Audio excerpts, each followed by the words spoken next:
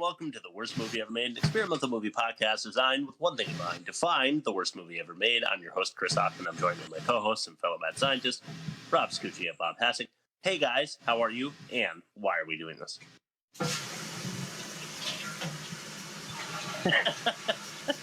Spice World. Let's do it. Bob? Oh, no good sound effect from my end. It's just, I think the sound of silence might be better suited for this movie. Yeah. The Garfunkel one. Yeah. In that case, we'll just throw it straight to YouTube comment. Oh, okay. So this is great. I got a few of these. It stands up well, this film, and is still watchable. I didn't really like them at the time, but looking back, they were a talented, fun group who did some decent songs.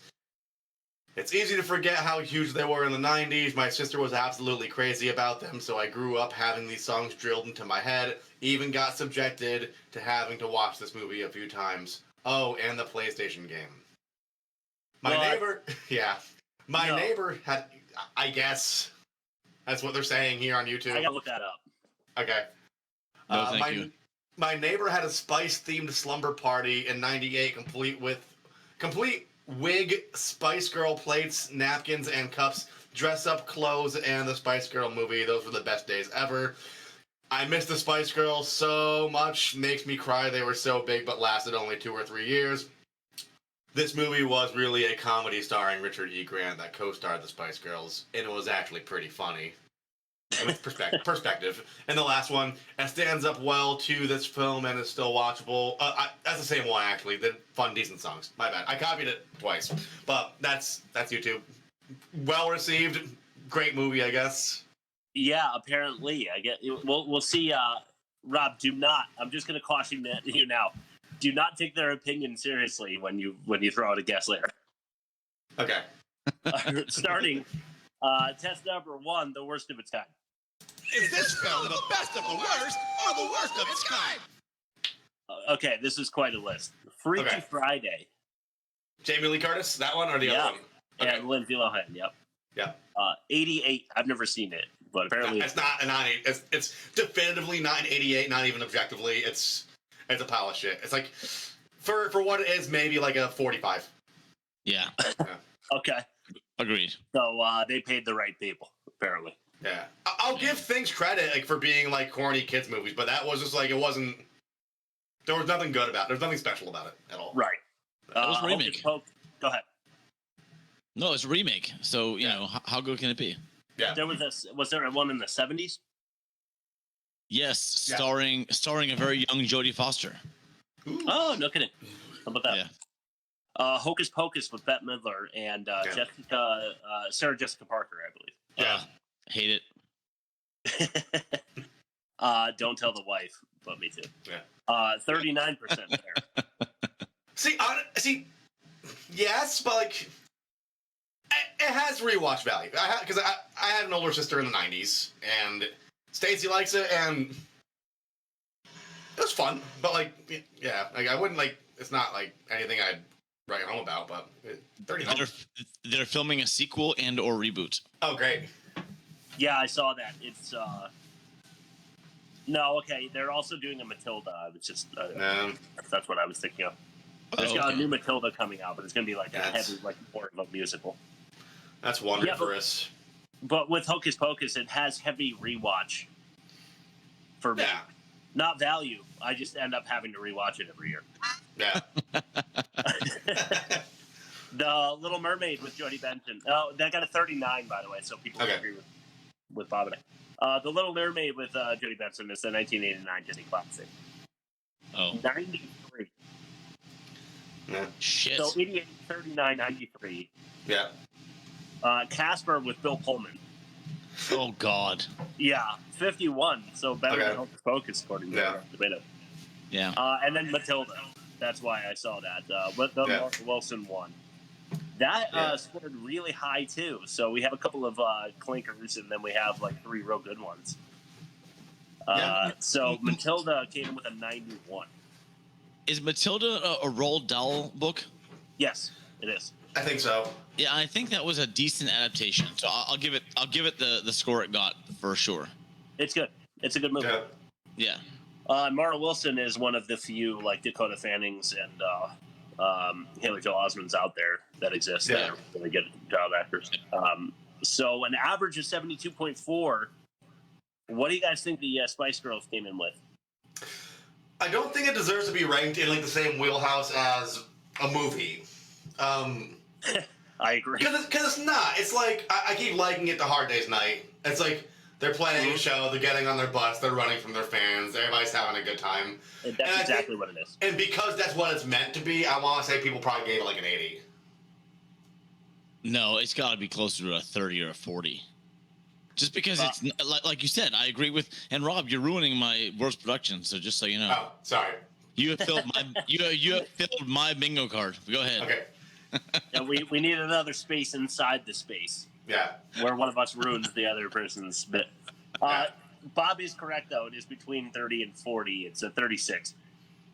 Okay. That trend. Which is good because it puts it at a negative 35.6% and the worst of its kind. Good. So it's a contender in that field for sure. As we move on to test number 2, Ain't That a Pitch?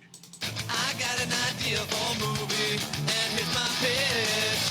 I get a job and quit my band, and you stop being a bitch. Ain't that a bitch? I mean, we didn't discuss it, but we're going limerick, right? Yeah. Oh, we didn't discuss it. You're right. But that's what we're doing because we all knew to do it, so we did it, and here we go. Who's going first? I'll go first. Yeah. All right. Ginger, posh, scary, sporty, and baby have chemistry in this film. Just maybe. Plenty of cameos ensue, and there's even kung fu. I think Chris is starting to hate me. I like it. Why would you say that? Actually, I thought about doing all of their names as the first line of my limerick, and then I decided it didn't work. So the fact that you made it work, yeah, I am starting to hate you a little. Okay. I'll go next, and I think this is also in the same line of what I was saying earlier. There once were some girls named Spice who wanted to spice up your life. They drove around in a bus, but were dragged through the mud like a retarded Hard Day's Night. Yeah. There you go. There it is. I mean, we were all thinking it about the Beatles. Yeah. Speaking of which, the Beatles, the Spice Girls are not. But truly, a couple are hot. They made a movie, it's true, but this movie blew. So they just look like self-aggrandizing twats. You win. 5 stars. Yeah, you win. I'll go 4. Yeah, so 4.5. Wow, really? Yeah. No, that sums it up. It's not good. You used twats, which is an English regular. Yeah. So I got a 4.5 from Rob. Bob, did you give a score? No, I gave a 5 and he gave a 4, so I was just saying 4.5. Oh, okay, got you. Correct. Sweet. I really wanted to use bangers and mash in mine. Like their hit was a smash, like their bangers and mash or something. But I decided against it. You could have made some like joke about their vaginas and bangers and mash. Yeah, that's true. Snatch, bash. Yeah. Oh yeah, Snatch is a British comedy like action, I think. Yeah. Well, anyway, moving on. Test number 3: the worst dialogue. This is not the greatest Dialogue. song in the world, no. This is just Some bullshit. All right. So I cautioned Rob and Bob earlier. I was having a hard time pulling out lines from this movie because half of this movie is just them singing. So, Yeah. but there is enough dialogue that I was able to do it. Starting with the chief. Mm-hmm. If you guys don't know who that is, it's apparently the manager's boss who is somehow in control of the Spice Girls. Yeah, or the media entirely or something. Yeah. Yeah, I have no idea. But Clifford asks the chief if they can have the morning off, and the chief says no. And then their feelings are, as he says, irrelevant. Without sacrifice, there is no success. Without pain, there is no pleasure. Without something, there is no nothing. This is why they can't have the morning off. Yeah. Roger Moore. Yes, it is Roger Moore. One, I didn't understand the need for the character at all. 2, Right. he does actually have a couple of lines that are like philosophically interesting in a kind of humorous way, but this one wasn't. Yeah. This was just like, let's see how we can flush 20 seconds down the toilet, like Rob did earlier. Yeah. I was tempted again. Yeah, I hated it. That was the explanation for why he wouldn't let them have the morning off. Yeah. And we're gonna talk about what they did that morning instead in a little bit in another part of the podcast. As we move on to number 9, this is Sporty to Posh. I think they're on the bus, and Posh is having trouble deciding what dress to wear. So Sporty says, "It must be hard, Victoria. Do you wear the little Gucci dress? The little Gucci dress or the little Gucci dress?" Did that bother you guys? Because I didn't laugh. I didn't come close to laughing. I just got a little bit enraged. No. Just annoyed. Yeah, but annoyance for me immediately like triggers the rage. Okay. I get the product placement, but like if she was doing rule of 3 and repeating the same thing over and over again, it would have been fun. The joke would have landed better if it was just like 3 equally expensive brands in a row. Yeah. Because it's Like showing like how Yeah. But like with this one, it made it seem like Gucci paid him to say that. Yes. Yeah, that's true, Rob. Yeah. Good Yeah, call. well said. Number 8. This is Scary Spice. She's talking to their friend who made them all the godmother of the child. And she's in labor, and Scary's trying to help her, and she's like, maybe it's not labor pains. She says, maybe it's something you ate. And then the pregnant friend says, I don't remember swallowing a baby. Maybe it was all the dicks she. Never mind. Speaking of which, did you guys see that the 18-wheeler tipped over in Oklahoma, and inside the 18-wheeler was thousands and thousands of dildos and lube? That's amazing. Did the lube fuck the highway up for like a week? An exit ramp on a highway in Oklahoma. It's like the worst possible place for that to happen because they're so uptight. Yeah. It's awesome. Anyway, an 18-wheeler tipping over full of dildos is about the approximation of the writing in this movie, as is evidenced by that line. As we throw it to our first clip of the day, and this one is called Cheesed Off. Bit to me. Why don't we give each other new characters? Like what? I'll tell you what about bricklayer spice? Sexy. Come on, energy. Or train spotting spice. Smashing. What about sporty, but I'm actually interested in other things. Spice. Go for it, girls. Go for it. Come on. Or cheesed off with cheesy photo session spice. Yeah. And again. Let's go do our own thing. Come on. Take it from me. This might be more of a catch-all thing, but like the YouTube comment said, they've only were like in the spotlight for like 2-3 years. And they're acting like jaded with the publicity photos way too soon in their career. Like if you're like David Bowie and there's like 10 years of paparazzi following you, I can see why you want to like punch a cameraman in the face. But like you've been like internationally successful for maybe a year and a half. Maybe, yeah. Yeah. Right. You're still in the honeymoon phase. Yeah. Yeah. I just bricklayer spice. Does any of them lay brick? No. Mm-mm. No.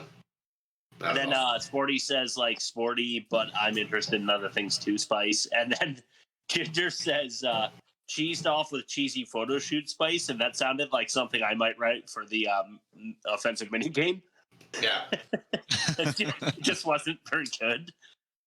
Which mine aren't either, I guess. But there's something direct from the movie for you. As we move on to number 6, this is Scary Spice again. She's talking to Clifford about why they went on a excursion, and she says, "We were just having fun." And Clifford says, "What?" And then Baby goes, "Fun." I wanted to punch through the TV so bad. Yeah. I'm just kidding. She's a woman. I would never hit a woman. Number 5. One of the girls is about one of the girls is talking about a muscly guy. I didn't care enough to go back and look at which of the Spice Girls was talking about one of those muscly guys. Yeah. And she's like, "Look at his muscles. It looks like he's got ferrets balled up under there." No. He's got ferrets balled up under his skin. I'm sorry, I'm a little under the weather still. You're good. He has ferrets balled up under his skin. That's horrifying. Yeah. That's really horrifying. Okay. That line bothered me. That whole scene bothered me. Because they like force in the muscly men in the background. Yeah. So that they can be appalled by it. But it made it into the movie. So the Spice Girls team couldn't have been so appalled by the idea of having the muscly men in the movie. Because they had the whole meta gag that they were in a movie, filming a movie. So like someone signed off on that. They knew about it. Like even if it was in character or not, right? Yeah, I don't really know. We're gonna have to suss out later how it all works, because that's definitely a catch-all territory issue for me. This pissed me off. Mm-hmm. That's all. Just wanted to get it in there. For sure. Number 4, you guys remember McMaxford. McMaxford is the bad guy at the Daily News. I guess he's the bad guy, right? I guess. Is he the foil? Sure. I don't know, I guess. He, in the beginning, he's upset about how the Spice Girls are always making his tabloids, and I guess he doesn't like for people to buy his newspaper. Yeah. So he's trying to come up with ways to defame them, I guess. But anyway, he says, "Who cares if they climb to the top of Mount Everest on an ostrich, or if they find the cure for deja vu, or if they find the cure for deja vu." Yeah. Yeah. Ugh, gross. Yeah. Yep. I don't know, Bob, I don't want to step on your toes, but they do a lot of this. They're working in kitschy jokes that are, I don't know, airplane-esque, Mel Brooks-esque, where it does break the fourth wall. But they don't do enough of it to establish it as that kind of a universe. So it seems to be physical comedy mixed with like quirky comedy, and then suddenly they try to throw in actual written jokes, and that just doesn't it's not their wheelhouse. They shouldn't even try. No, I completely agree. We'll talk about the one time I had a legit, like, almost a belly laugh. But that's later. That's later in the catch-all. Sure. Number 3 is a clip, as per usual. This one's called Gumbo. Okay, this is the ultimate tale. 5 girls, 5 lies, 1 story. As old as time itself, but as fresh as newly cut grass. And that's fresh. The girls play 5 sisters, whose parents disappeared during the January Harrod sale and were never seen again. As if ripped from today's headlines. Now they live at home, struggling to support an elderly grandmother who suffers from some mysterious wasting disease. I've got tears. Their only hope of breaking the cycle of poverty lies with the middle sister, Melanie C., who's convinced she could be an Olympic ski jump champion. If only she could overcome her fear of heights and snow, and if she could just get her hands on a pair of skis. That's amazing. That's fantastic. What do you think? I think it stinks. Of course it stinks, but it's a start. We're cooking here. This is a stew, a gumbo, a jambalaya, if you will. We're just jamming. Is that Norm from Cheers? Yes, it is. Why? Is. George wins. Yeah. There was a guy who like superseded him and threw him out of Hollywood, I think, and it's I think his name is Jeff Green. He's Curb Your Enthusiasm's Jeff Green, is that right? Oh, Jeff Garland. Garland, that's right. Yeah. Very similar, yeah. Garland, that's right. They are the same person. Yeah. It's weird. Yeah, now that you mention it, that's kind of striking. Or a John Goodman. Yeah, those are 2 poor men versions of John Goodman, for sure. Just number 2. Yeah. Go ahead. No, it's just gregarious white men. Yeah. Gregarious in a they definitely all put the Greg in gregarious. Yeah. Yes. Yeah, for sure. Number 2, McMaxford's right-hand man, right? His name is Brad. I came to find out. They're talking about hiring some tabloid photographer who can take skill shots of the Spice Girls, even though they don't do anything. Yeah. He could turn up dirt where it doesn't exist. Yeah. And he says to McMaxford, "Yes, I've got just the man for the job.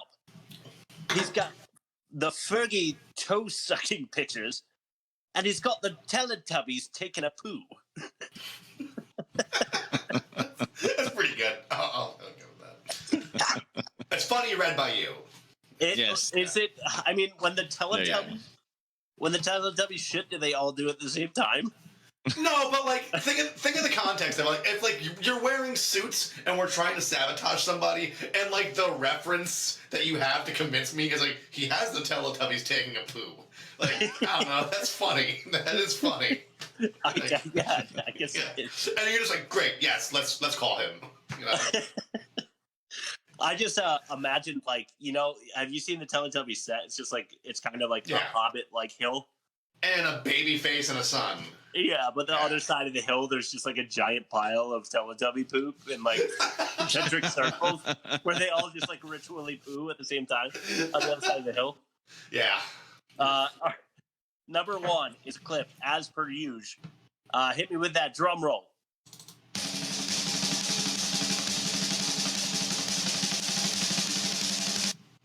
Smiling. The girls got around with Clifford. They might not turn up for the show. Something strange is happening. What is it? Something happened to my face. I think you're smiling.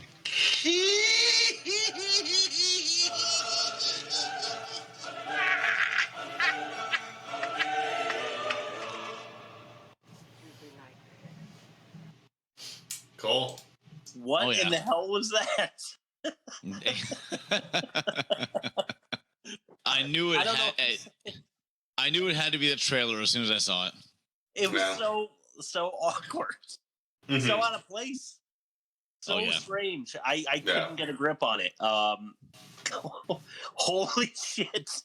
I mean, you can see it on YouTube. You can't on a podcast. Watch this movie. Go to 59 minutes and 30 seconds. If that's all you're gonna watch 30 seconds of this movie. Watch that clip. It's fucking insane. Yeah. It makes absolutely no sense. I have no idea why it's in this movie. It's a totally different movie just shoved into this movie. It's fucking weird. It tells me that there's a director's cut out there that gives more context to these jokes that don't land. I guess so. I don't know. I don't understand it. I feel like it was filmed by like 3 or 4 different like directors, and they just shoved it all together. Yeah, you're not wrong. There are 4 different like pathways that all seem to like just go perpendicular at the X, and Anyway, test number 4: the worst production. Worst production. Worst production. Put your Polly to work. Worst production. Worst production. Make my statement go berserk. That bumper is worth the weekly copyright dispute. It is. It's too good. Do you get weekly disputes? Like every other week, and then all I go is like it's parody, it's fair use, and then they go okay, and then they take it down. But like it's only for like the seconds that it's not for the whole episode. It's just for like the second that bumper's playing. Oh, yeah, but like, I love it, so I'm gonna every week just submit a claim. I just copy paste the same thing every week. So Rob, I'm not upset that you already said this because I totally agree. Okay, it's not a movie. No, it's a blatant ripoff of Hard Day's Night, the monkeys, etc. Yeah. It's capitalizing on fandom. Yeah. It's what I call fandering, which is a term I've coined. Yeah. Very nice. Fandering. Can you fandering? Yeah. Can we make that a podcast term? Because yeah, like I know you coined it. You got your own bit, but like, we're a team. Let's just steal that one, Rob. I like it. Fandering. I love it. We're a team. I agree. So, final word. It's not a movie. It's not a movie. It's not a movie. I completely agree. It's not a fucking movie. Yeah. There's hardly a plot. Yeah. Hardly. You know what it reminded me of? Go ahead. No, well, I don't quite remember the 5 stages of a standard story, but I know that you need to have a climax and you need to have a resolution. Yeah. And I can't. I know there's conflict too, Sort of. There is like sort of conflict. Not really. It's just it's a pause in the movie. It's a pause. Yeah. It's not really a conflict. There's no conflict. It's just like we need to think about this for a minute, and they go back to everything else. It's so stupid. It's awful. What it reminds me of, so in the 90s, I don't know if you guys remember the clip show, the dreaded clip show episode of like sitcoms. Simpsons had one like in the early seasons. Home Improvement had them. Like Boy Meets World probably had one. All the shows had them. Yeah, all the 80 shows had them too. So I was listening to a Simpsons podcast and they explained why. And it's because you could only cram so many episodes on a VHS, so there weren't VHS cells. You were going straight off just the ratings. And if someone's new to a series that has 5 or 6 seasons, the way they'd get those people reeled in is by doing the clip show. Because you can see a little bit from every season in a 20-minute block, and you'll be like, all right, I'll check it out from the beginning. And that's what this movie, it's a sampler. And it's just like, they can sing, they're kind of funny, they know how to dance, like, they go on adventures. And like, this is just like it's like a marketing thing, just like the clip show. Yes. That is totally that's fair. That's like how I piece it together in my head. But it's I don't know. I don't like it. It's I don't think either. Hot trash. Yeah. Okay, so it's not a movie. That's the worst production line. It's not a movie. Yeah, Oh, totally. All right, so Rob, hit us with that sweet ad read, bro. Oh yeah, forgot about this. Today's episode of The Worst Movie Ever Made is brought to you by Spooky Town Buffet, the world's first and only horror-themed cavalcade of frightening gastronomy. Do you have $13? Are you looking for a good spook? Well, come on down and try a nice tall glass of Michael Meyer lemonade. Once you're ready for the main course, you're going to want to try our Attack of the Killer Gazpacho. George Clooney was in that one. We don't know if you're a David Fincher fan, but the 7 Deadly Sin platter is to die for. If you're wondering what's in the box we're wheeling out to your table, it's probably best to make sure your wife got back from the restroom safely. Spooky Town Buffet. We've only been closed down by the health department once. Wow. Not Nice. bad. I want to go. Do they just pop up in random places around Halloween every year? Yeah, so like whenever a Macy's goes out of business, there's a Spooky Town Buffet immediately the following week. Discount All right, sushi. All right, guys, we're meeting there for lunch tomorrow. All three Let's of us. do it. $13. I'm like there. it. I am there. Test number 5, the most offensive. Don't call me faggot, you Jew! Eric, did you just say the F word? Jew? No, he's talking about Kyle! Nice. Eric! Dude, you just said it again. Stanley! Kenny! What's the big deal? It doesn't hurt anybody. Yeah. Okay, so I feel like Hot to Trot destroyed our elasticity for this test. Yeah, for the season. So good thing we're on the finale, right? Yeah. Right. But there were some offensive moments here. Yeah. Starting with covering your assistant in saliva. So McMaxford just covers Brad. And did you guys see that? Where I think it's almost intentional, where they have like a sunlit background. You can see his mouth, and there's just pit on his face. Just blasting him with barnacles. Yeah. Yeah. Oh my god, he must have been completely soaked. Yeah. Uh, Disgusting. Saw it. Breaking and entering through the toilet. Pipe logic. Pipe logic. Yeah, Yeah, pipe logic. that guy's good and legitimately creepy. Yeah. Abandoning the pregnant chick you brought with you to the club. Yeah. Never good. They just left her on the balcony to like hold her stomach and kind of awkwardly Mike Myers back and forth. Or going to the club while dancing to their own music. Yeah. Or going to the club 9 months pregnant. I don't know. Is that? Yeah, right. I mean, probably not smart. Yeah. Portraying motherhood as trashy.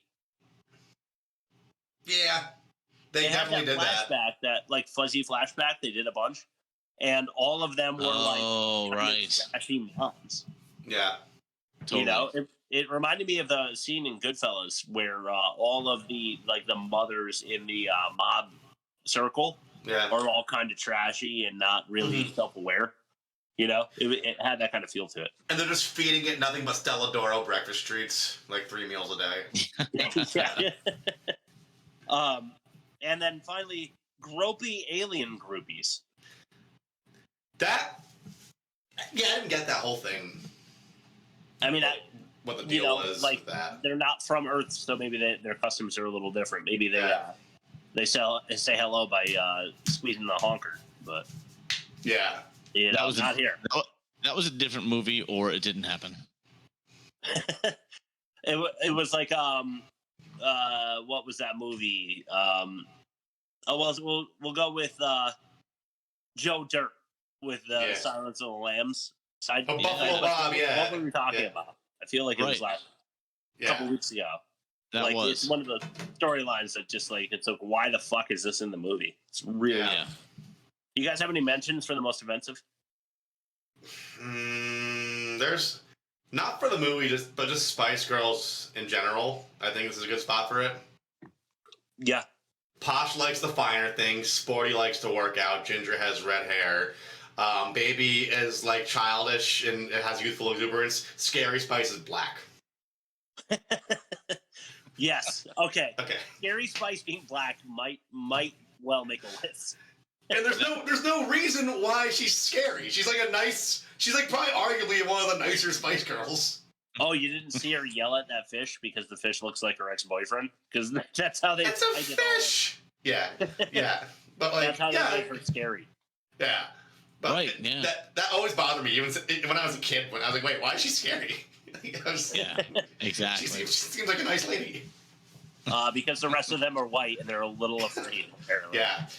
And this is they're called the Spice Girls, and British is not known for its unbland cooking. Oh, Britburn. Yeah, it's true. Yeah, Yorkshire pudding's pretty good though. Test number 6, the worst acting. Yeah. What you just said is one of the most insanely idiotic things I have ever heard. At no point in your rambling, incoherent response were you even close to anything that could be considered a rational thought. Everyone in this room is now dumber for having listened to it. I award you no points, and may God have mercy on your soul. Right. So we'll start with the first clip of test number 6. This one's called Feathers. Are you sure? Not anymore. Can I just play the one I think you want me to play? I don't have there wasn't the feathers on the list. Feathers, really? Yeah. Let me just play it, and hopefully it's the same thing. It's the fourth one I sent to you. Okay. It is Christmas for the crows. Of course it is. Do you want me to go after the paparazzi, Chief? I could start kicking asses if you like. Stir things up a bit. Well, there's no need for any stirring. Put a couple of cats among a few pigeons. Leave the pigeons alone. Watch the feathers fly. Get some blood on the horse! No! Sorry, Chief, just an idea. There'll be time for that soon enough. Remember, the drummer who is without sticks has no backbeat. Absolutely. Right, Puss? What did he say? I haven't a clue. But I know that he's right. You could have a backbeat with your both your feet doing the kick drum and the hi-hat pedal. Yes, very true. Also, really, you know why it was there, because he was talking about pigeons and then all of a sudden he's screaming at the top of his lungs. I didn't even know what he said. Yeah. Like, that's what it sounded like. I didn't think that guy was the worst part of the movie. I actually thought he might have been the best part of the movie. Yeah. But that particular clip was really rough. Yeah.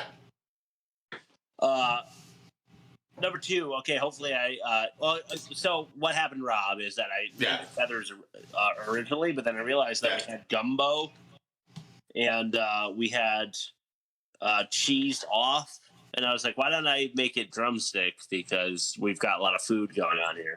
Oh, that makes sense. It's sweet coming up, so I changed the name and sent it to you as that, but I didn't change the name on my notes and just got it. Like a total dum-dum because we're not a professional podcast. Thanks. So sorry. I mean, I'm in a good studio right now, so. Well, why don't you hit us with number 2 then? Murder. I mean, I'm always going to be seen as Baby Spice, the sweet and innocent one.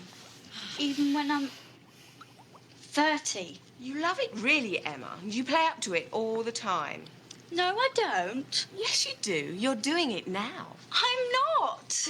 You see, the thing about you, Em, is you got this dead cute little smile, so you can get away with anything. Alors, ladies and gentlemen, 4 horrible murders perpetrated by the same ruthless psychopath. Each victim riddled with 100 machine gun bullets by this unknown maniac. But who is it? Professor Schutzman? Father Colin Murphy?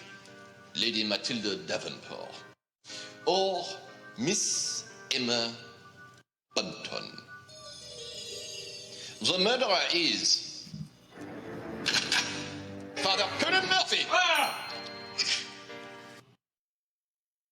I did not understand these fuzzy like flashback sort of side joke thing.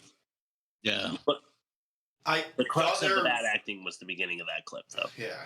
I thought they were making like a Clue reference or something, and that was it. It did feel like Clue. Yeah. They didn't get close enough to really definitely say it's Clue. Yeah. I guess.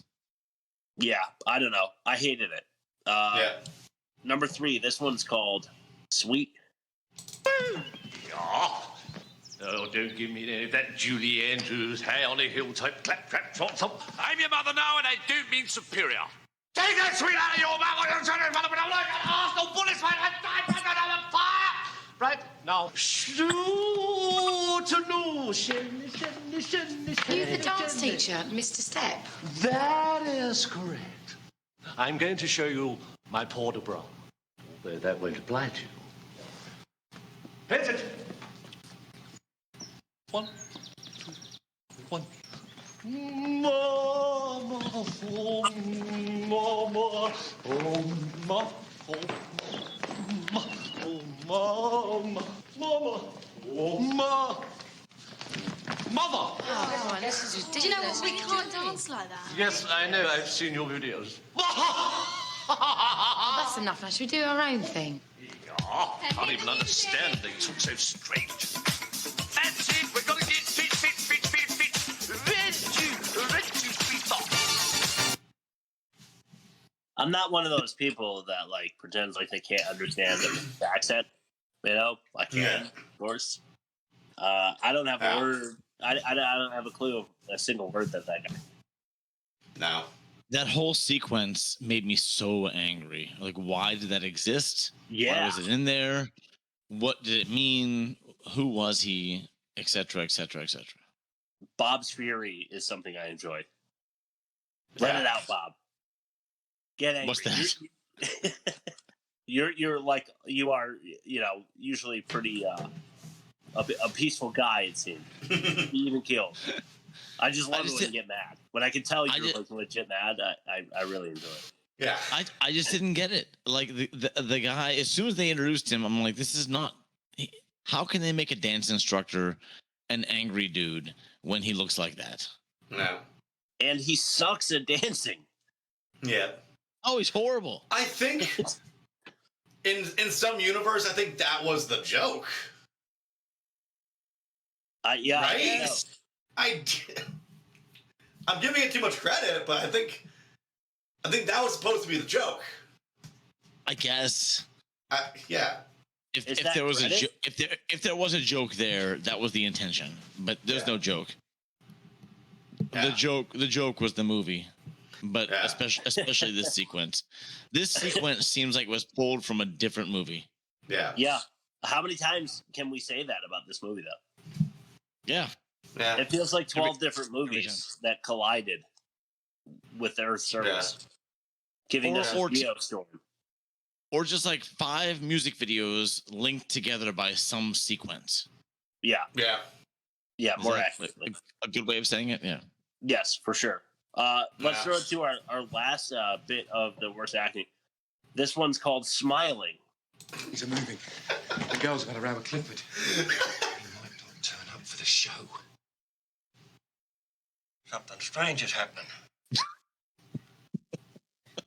What is it? Something happened to my face. I think you're smiling.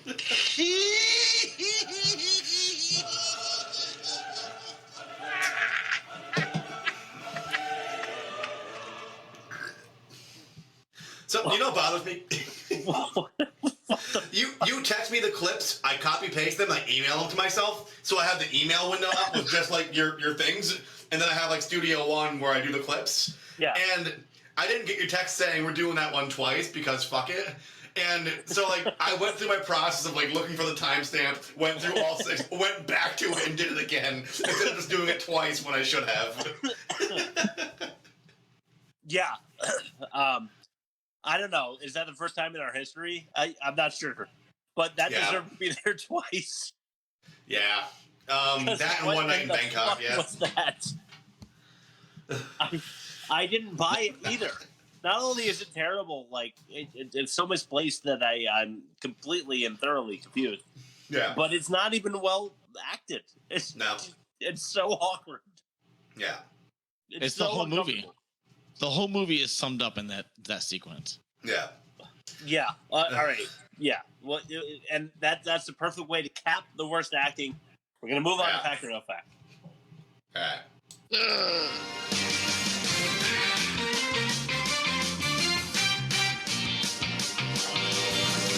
The Worst Movie Ever Made presents Fact or No Fact.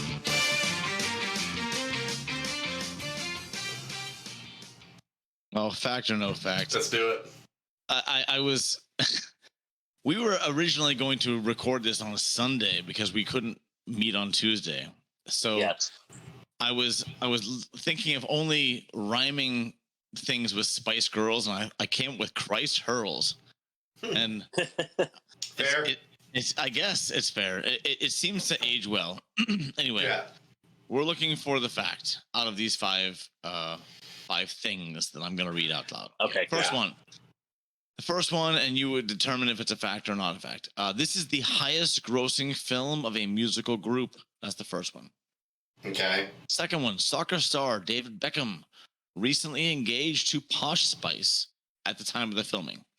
Financed a majority of this movie. Did you say Posh? What's that? Did you say Posh?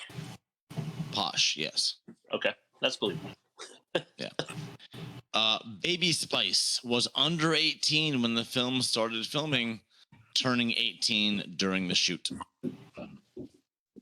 Okay, Ginger Spice left the group right after the film's release solely due to the fact that the film tanked. And lastly, because of the thick Cockney accents, especially Sporty, editors considered subtitling the movie for American audiences, then realized American audiences despise subtitles and abandon the idea. Oh, that's a good one. Shit. Okay. Really good, Bob. So, just immediately, there's not a single chance in hell it was the highest grossing musical film, because it isn't. There's no fucking way. I'm not going to even explain my way around that. It's just, there's no fucking way. Wait, by a musical group. I know what you meant. Like, it's not like a musical, but like, I'm just saying like the Beatles and like the Monkees and the British Mania. I just wanted to make sure that you weren't comparing it to The Sound of Music or anything. No, I'm not. No, that's different worlds apart. Right. Baby Spice was under 18. I don't think so because like I don't know. There's no offensive way to say this. They look like their age. They look like they're in their 20s or 30s. Yeah. Yeah, that's whatever. I don't think Ginger left after the film release because I think when you're at that level of being a supergroup with movie deals, I don't think you could just leave. I think there's 4 other vested interests and probably like 500 people on the payroll. So you can't just like, you need to give them some sort of continuity or replace a member or like do a whole public thing. David Beckham, don't know enough about him. I'm going to go with number 5 because I personally love subtitles. I've always used them on TV. But I know most people don't like them, and also they are kind of hard to understand because they're British. So I think 5 is the fact. Boy, Rob, you brought it down to the 2 that I was interested in too, but I feel like Beckham was just post Posh a touch. Post Posh, yeah. I don't know. Bob, can you repeat number 2 for me so that I can hear the wording again? It was soccer star David Beckham, who was recently engaged to Posh Spice, financed a majority of the production. Recently engaged. No, I can't imagine that. I feel like he was really young at the release of this movie. So, the reason you got me though is because Posh is incredibly attractive. I'm just going to throw that out there.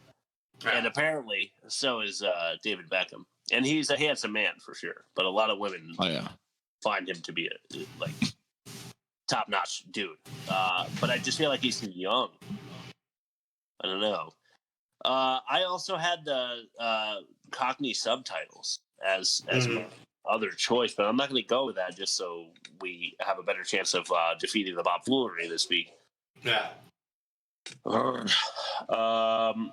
I feel like any movie from a musical group made by the Beatles is going to outpace this one. I don't think Baby was under 18 at the release of this movie. So I'll go with Ginger Left after the film tanked. All right. Well, let's start with Beckham since that was a favorite. Yeah, he married Posh. Like that ended up being a thing, but I just, knowing they were married, I just made that up. But yeah. Okay. All right. He did marry Posh, but I have no idea when that happened or whatever. I just made up. Very pretty lady. I made that up. I think she was my favorite. Not that we need to do that, but I think she was my number 1. No, Posh is my favorite too. It's cool. Baby Spice is my age exactly, so she was about 21 or 22 when this was filmed. So I was very close to 18, but not 18. Yeah, and I was shocked to see that she was exactly my age. I did not expect that. Okay, how about that? Ginger Spice did leave the group about a year after the movie, but unfortunately had nothing to do with the movie at all. Right. She left for unknown reasons. I couldn't find a reason online.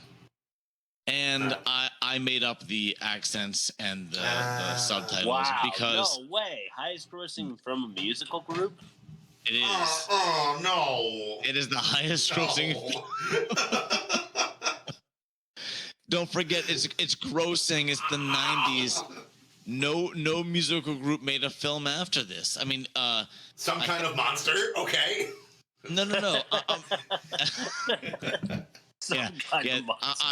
I'm sure that did so well. Yeah. But the only group that did something similar after this was it was like that Disney-ish type band. It was Big Time Rush. Oh. They did a TV show, but it wasn't a film. So they had like safety in lack of numbers, basically. I think so. Yeah. So like no one topped it because no one was trying to. Right, and we're talking about gross and gross numbers due to inflation is going to be higher. Yeah. Disgusting. It is disgusting. It is. I thought about it for a second. I thought about it because I know how over they were with like at least the UK crowd, and they were huge here in America. So probably internet. Think of all the people we know that have a GoFundMe for serious medical issues and how money potentially that could have gone to that somehow went to Spice World. Exactly. And I'm with you, Chris. I feel like I can understand accents for the most part, but there were a couple times I was like, you know what? I could really use some subtitles for this. No. I love subtitles too. Like Aaron and I watch every movie with subtitles, just because in case you miss something, you have it there to read. We read often I do. Often I do too. Yeah. We literally can't watch TV anymore without subtitles. We watch literally everything. Yeah, and with cartoons like Aqua Teen Hunger Force, man, when Meatwad's talking really fast and like Shake's talking over him, like it's cool having it in brackets so you know who's saying what at the same time. Exactly. Like, it's nice because then you can't. There's no chance you can miss something. Yeah, you're reading it as it happens. Okay, let's go to the catch-all. Yeah. We're only asking you to pick up what we're throwing down because you're not catching it in the first place. Welcome to the catch-all. I'm so disappointed. In me, Bob, yourself, and the show. In humanity. In humanity for allowing that to be the highest grossing musical band movie ever. All right, here we go with the catch-all. The girls leave the stage in the beginning. They're all in white, and then all of a sudden they're in new clothes. Clifford's talking to them, and they're in different outfits. Yeah. Every single one of them just like jumped off the stage and got dressed, apparently. Why you would do that, I don't know. It definitely was just like, hey, they're not going to think about that, so we'll just do it. Yeah. Well, that's the thing. Once that happened, when I noticed the same thing. Yeah. The whole space-time continuum continuity just left. I'm like, that's it. It's not going to matter anymore. I thought the way of rationalizing it, I thought they were trying to like just show the viewer like the whirlwind of their itinerary. Like, oh, like we're doing the show. We're on the bus. We're doing press. We're doing the show. And but they didn't like they cut straight. Like it was like they walked off stage and immediately had. Yeah. So like, it wasn't cut right.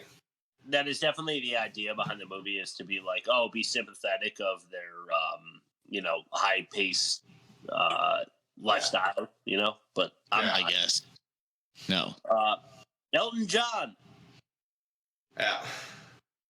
The tour bus is a Mary Poppins bag, or a Harry Potter tent, or a Baggin Saggin Barry pants. Yeah. Yep.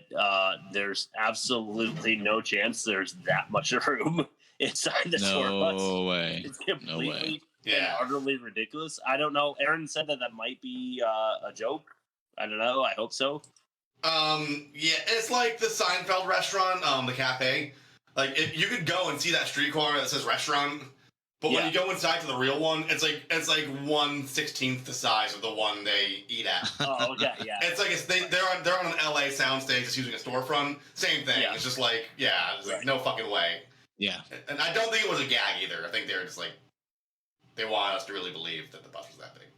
I think a Seinfeld reference might make the bingo card. I think we almost have 16 squares. Let's do it. We are Seinfeldy for sure. I don't fucking know why, because he's the worst. But why you don't know what the deal with that is, okay, Chris? What's the deal with your shop building? I think me and Rob have to make sure there's a Seinfeld reference just to piss off Chris every week. Yes, I'm down. Let's do it.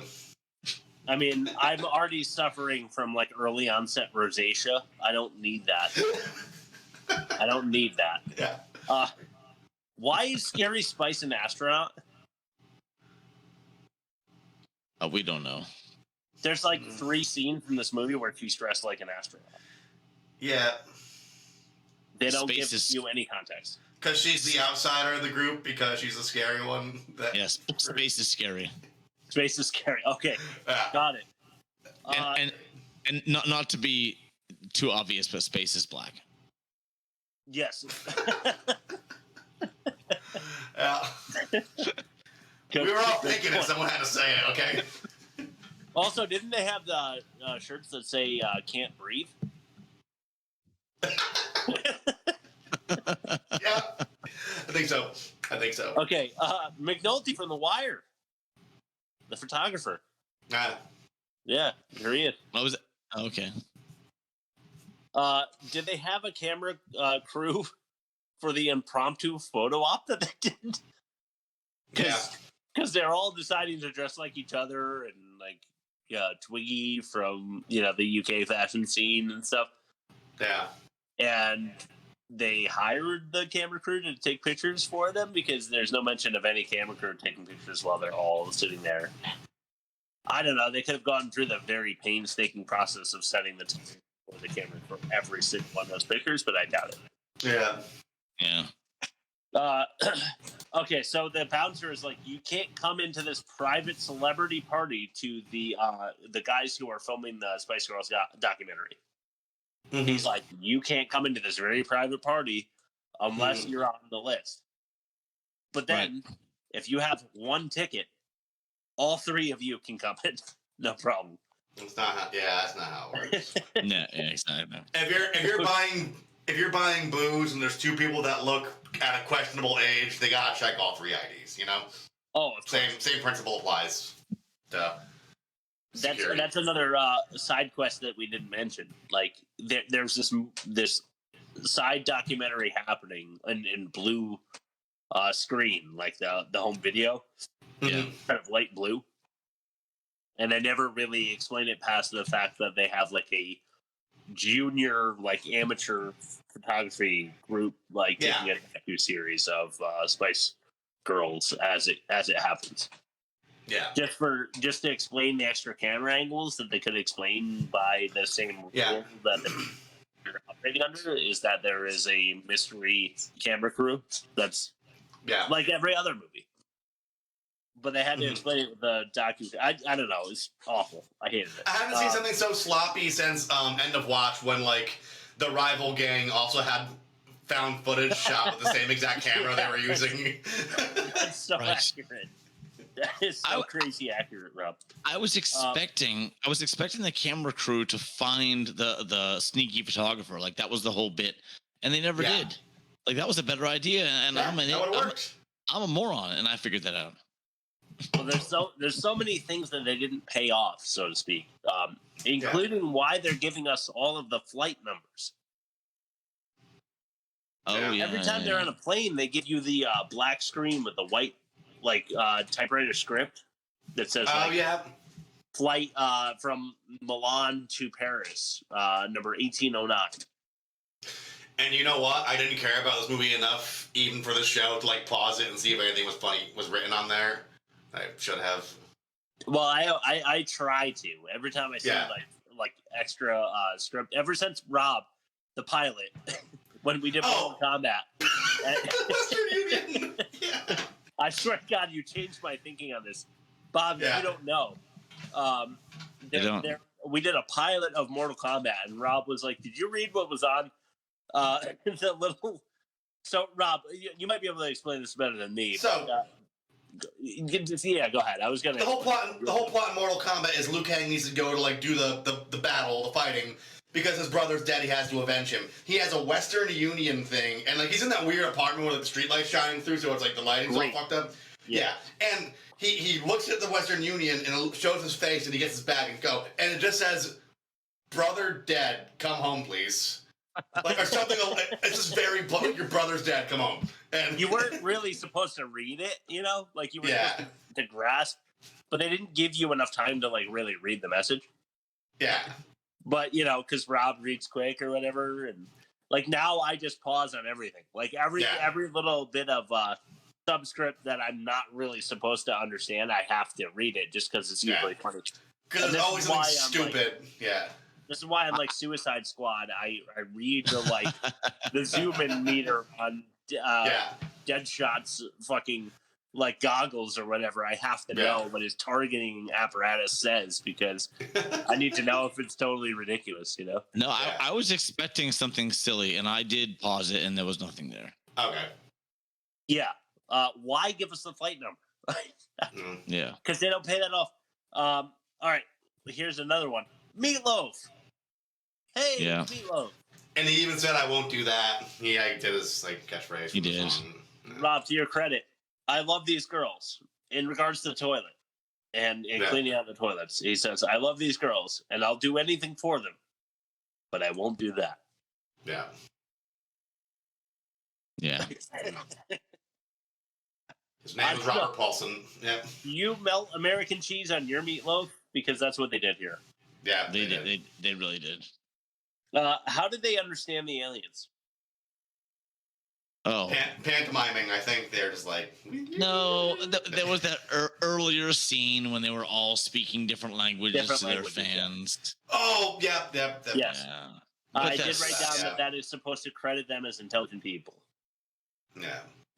They know how to speak multiple languages. Yeah, super cheap. Cool. That whole alien scene, I'm not sure what was worse, the alien scene or what was the other scene that didn't make any sense? No, I can't forget now what it was.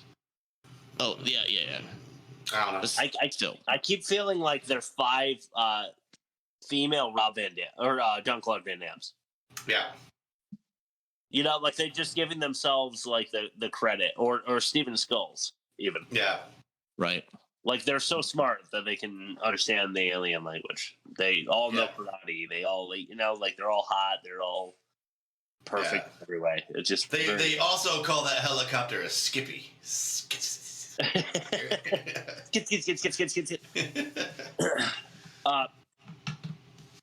I mean, we mentioned this before, but like, who is the chief? So how is it that he controls the Spice Girls? I don't know. Yeah, is he like a record label guy? What power does he have, really? Because like they should have all the power, right? Right. Yeah. Right, but this is in a very transitional time in music when the artists didn't all own their own stuff, and they were, you do what, like, if your rights get sold to a company you're ethically opposed to, you still, like, if you want to own your music and, like, still make a living to support your family, you have to, like, kind of do whatever the evil, like, record exec does. They're not giving him, right. So, Rob, to my point now is that they're not giving him the evil lines that he deserves if he's the evil record exec, though, that is, like, suppressing them and making them do his bidding. Yeah. They like gave him like relatively humorous lines. Yeah. Well, maybe the record label was against being portrayed as an enemy, like their actual record label, and they said, we need you to portray us as humorous or something like that. Yeah. I don't know. All right, fair. Something like that. You know what we're gonna have to do next season is Josie and the Pussycats, and we're gonna have to compare this. We're gonna have to do a direct comparison because Josie and the Pussycats is Zoolander before Zoolander, and I feel like this movie set it up. At least Zoolander is self-aware, though. Right. Right. You can't make fun of Zoolander. I actually enjoy it. It's a fucking great movie. Yeah. The second one we can do, but all right. But we won't because the first one is kind of sacred ground, I think. Yeah. Yeah. They couldn't have the morning off because they had to report to that Nazi dance teacher. That was Nazi regalia, right? Like with the red. It felt Nazi to me. It was Nazi colored and like he looked crisp. So it looked Nazi to me. Yeah. All right. I don't understand why they couldn't have the morning off so that they can go like storm the backyard of that mansion in camo. Like, none of that seemed to teach them a deep lesson to me.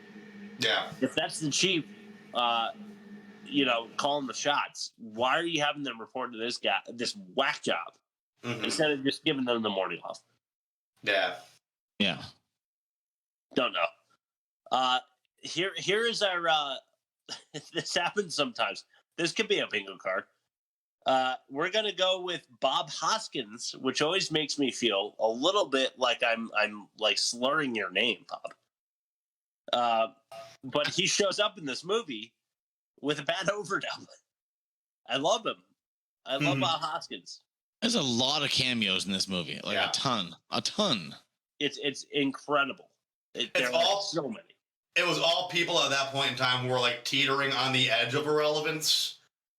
Yeah. So I think their legacy status gave the Spice Girls movie a shot in the arm, but like the Spice Girls movie was actually kind of like getting them back on like some TV sets too. Yeah. Sure. Yeah, that's a fair assumption. Yeah. Right. Okay, so now they're on a boat. Oh, the camera team gets a boat too. Yeah. The fuck is that about? So on the impromptu boat trip that was spontaneous, the camera crew that's historically unprepared was able to get a boating license, secure a vehicle, and go after them. Yeah. Completely insane. Yeah. Yep. The chief is petting a pig. He's petting a lot of things, right? He has a pig for most of the movie. Yeah. Yeah. Just thought that was. I think they were like winking at you, like if you noticed, then it's funny. But I just found it to be strange. Is it because the entertainment industry is full of a bunch of pigs, and this was like a subtle but jarring condemnation of the industry in which they were propped up by? Rob, you've gone a little too deep. Right. Yeah, we're shills another for that. You know that we're shills for that very association. So it's it's a new bingo card square. Giving them too much credit. Too much credit. I like it. Yeah. Seriously. That's usually Rob. Yeah. No, I gotta give the benefit of the doubt, you know? They all independently thought about Brian the diner guy and went to see what happened to him at the exact same time. Yeah. What the fuck? But they never found out, right? No, they literally never closed that loophole either. Like no one really cares about him, basically. No, actually, it's probably that ponytail. Yeah. That's when they had their in a flash resolution. Yeah. Like, okay, we were like sort of mad at each other, but now we realize that we all came from the same place. Which they definitely did not as an actual band. Like they definitely were not from the same neighborhood. Yeah. No, they're definitely. Go ahead and try to convince me that the UK didn't put that together as like hot girls from all over the country that can total industry plan. Like probably had auditions. Probably did the Guarantee it. Well, it turns out I want to say 3 of them auditioned for the same movie, and that's where they all first met. And then they ended up auditioning for this also, like the band. I forget how it went, but there was a movie. I wish I could remember what movie it was. But the 3 of them auditioned for the same movie, and that's how they first met. Huh. They all auditioned for Masters of the Universe.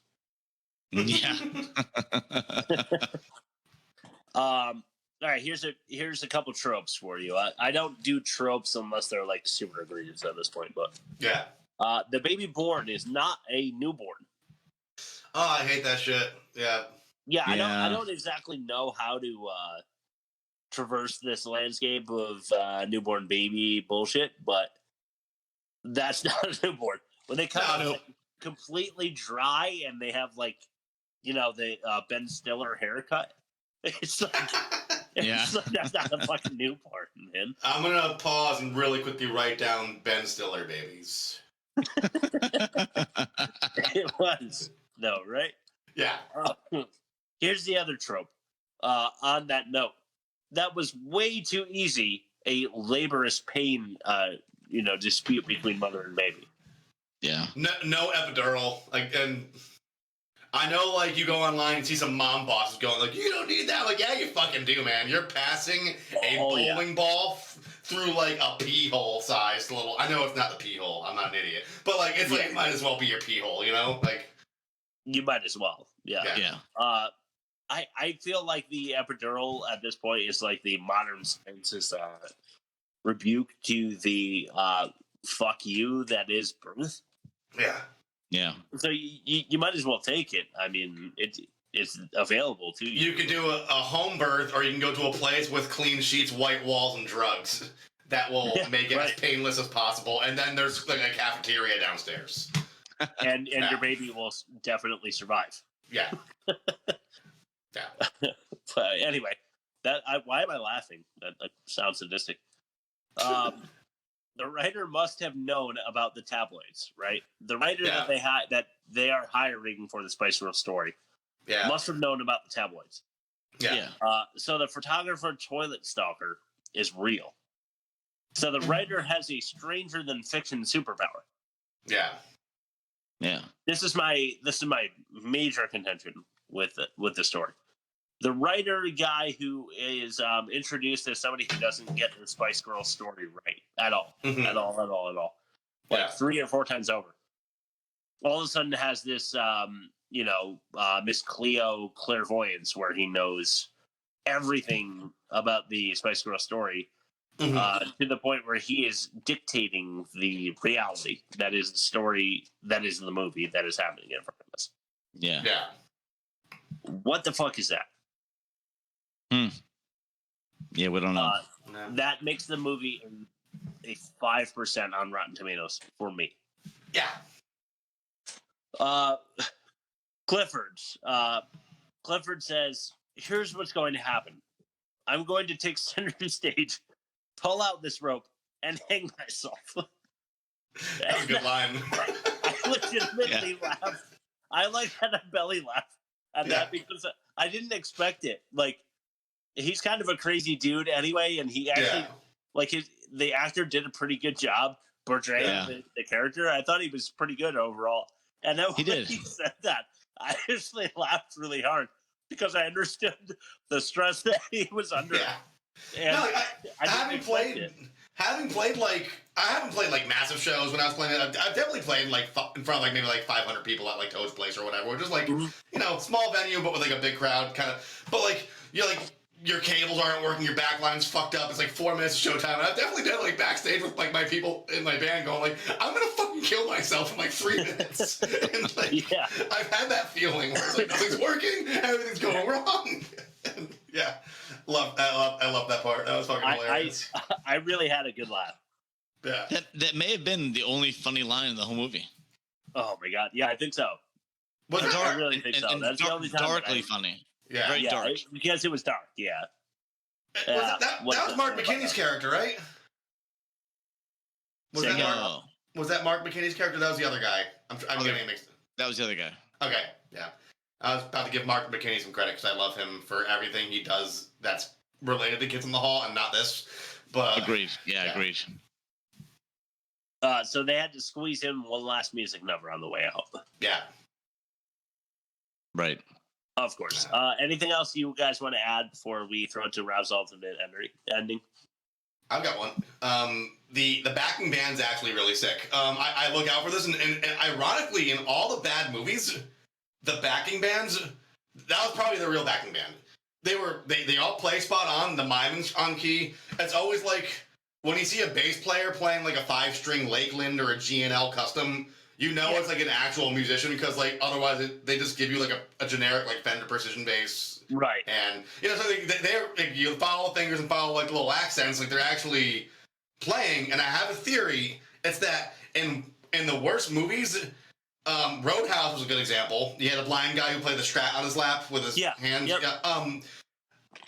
When you have talent that's hired for a movie, I think musicians rather than actors take things a little more seriously. And when they're we're getting screen time, they actually they're actually giving it a bit of their all rather than they are, a Spice Girl who's more of a personality who's kind of phoning in on it. Right. But the bands are always good in these movies. They're always they might miss a cymbal hit because they're playing the same 20 bars 100 times for the shoot, and they just forgot where in the cycle they were. But they're normally on. They're on. They're all playing, and I hate the Spice Girls and I hate the music, but they did the thing. I appreciate that. Well, I hate the Spice Girls. I hate their music, but they did their thing. Yeah, I wouldn't doubt there was a contract issue with the band that they had to follow suit with the girls. Yeah, but I'm with you, Rob. I respect the fact that they were most likely the actual backing band. Yeah, guaranteed. Yeah, because who else are they going to hire? Why not hire a backing band? Yeah, exactly. You know what I mean? They're attached, so you might as well. Yeah. All right. The alternate ending. Okay, let me just get the bumper. Or you can do this, or you can do that, or you can do this, or you can do that, or you can do this, or you can do that. Just pick one. Something actually happens. Bad credit names. Bad credit names. Bad credit names. All right. this week sucks again. I cannot wait for us to have like a good like 40 name bad credit name segment like we used to. I hate to say it. We got to get into like that 2.5 hour movie territory again, where it is by consequence of bigger production, you just have more names to pick from. I think. I know. I say I can't wait, but I can because then I have to sit there through all the credits and read literally up the 10,000 names. All right, starting with Katrin Dumble. Nice. Okay. Mick Bogus. Okay. Oh, I love that. Kate Bullpit. Sounds like she's gonna come out and then like kick some dirt up and then spit on the ground, throw her hat down or something. Yeah. I have two more. All right. Jasper Lester. Hmm. Yeah. I just feel like that sucks. My name is Jasper Lester. That's like a kid who like discovered steampunk in like middle school and then never got over it. Has a monocle at his like wedding, you know. Yeah. I'm Jasper Lester. Last one. This is the winner for me. Soggy. The whole name? Soggy? Yeah, that's the whole name. Soggy. S-O-G-G-Y or? Yeah, S-O-G-G-Y. Wow. Oh no. Was there time out? Was there like a dog on screen at any point? No. So it's a person. Yeah. Okay. Oh wow. Cool. Soggy. That's a winner. Soggy. All right, let's compare these movies. Nothing compares.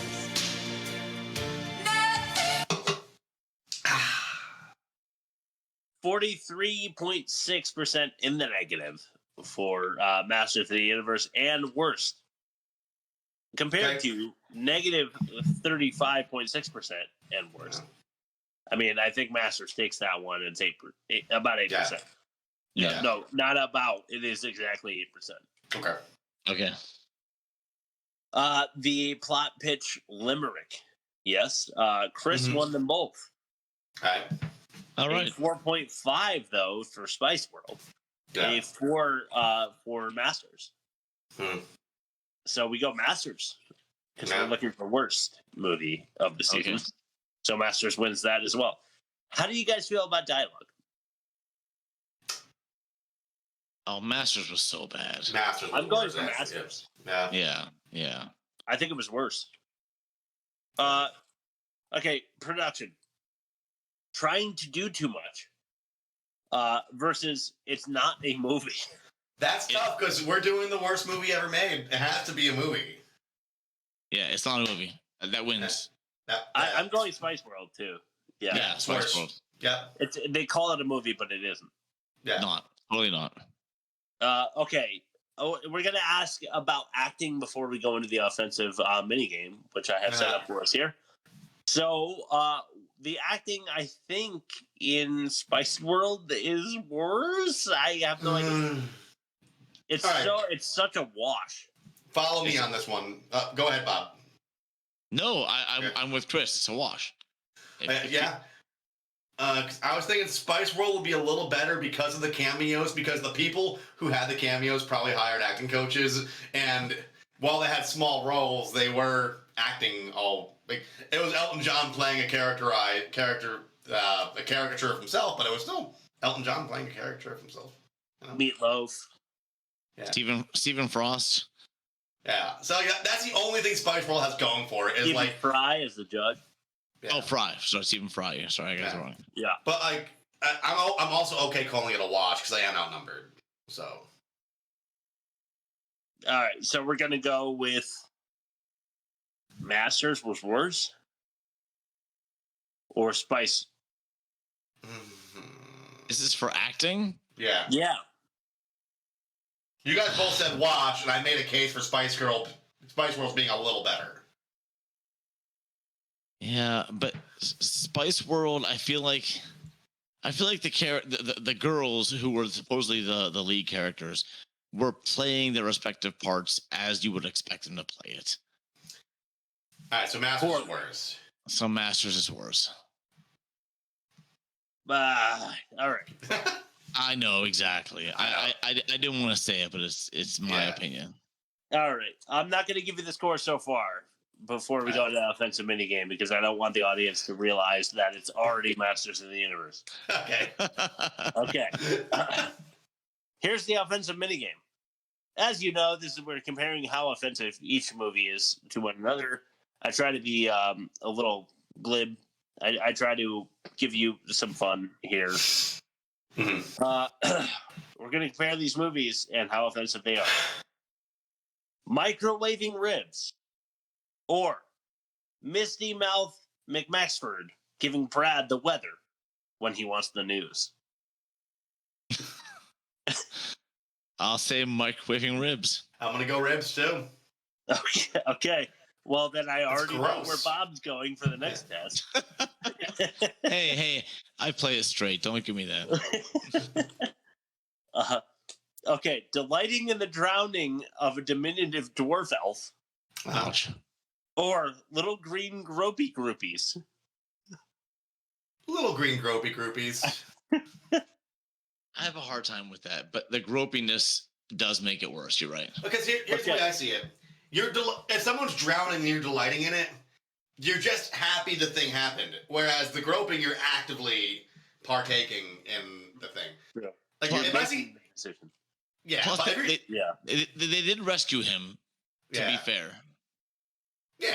That's true. If you're seeing someone drowning and they're like... If they're drowning and you're too far to help them and they happen to expire before you reach them, you can let out a chuckle. I think it's fine. All right. Okay, so we're going to the bonus round. Yeah. Here we go. Paying pervy policeman in platinum blonde or reverse turd burgling. Reverse turd burgling. Good. Reverse turd burgling.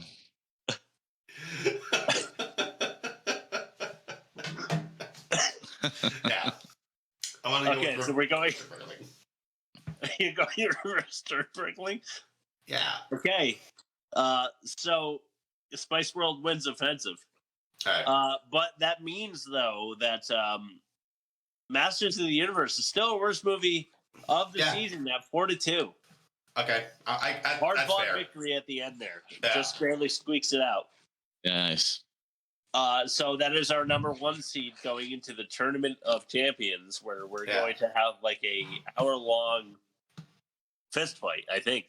Are we going to do like a side-scrolling fist fight, like between all of the movie's champions, or? Yeah, I think so. Yeah. All right. Well, guys, I might have to ask you guys to write a fist fight or two each.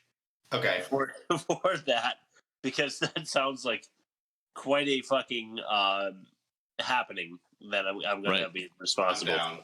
All right. Yeah. Fist fight or two, I like it. That was season 7. Yes. Yeah.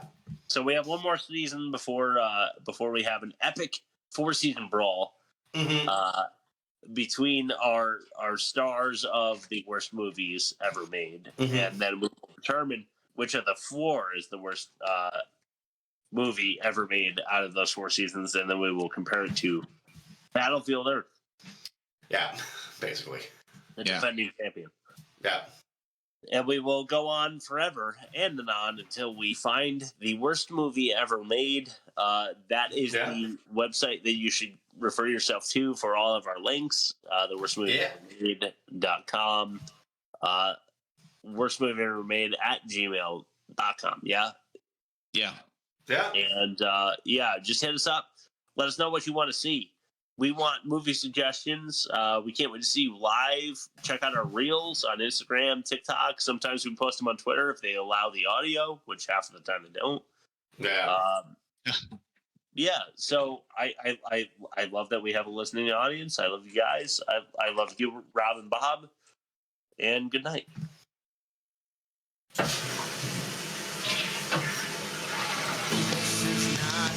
The greatest.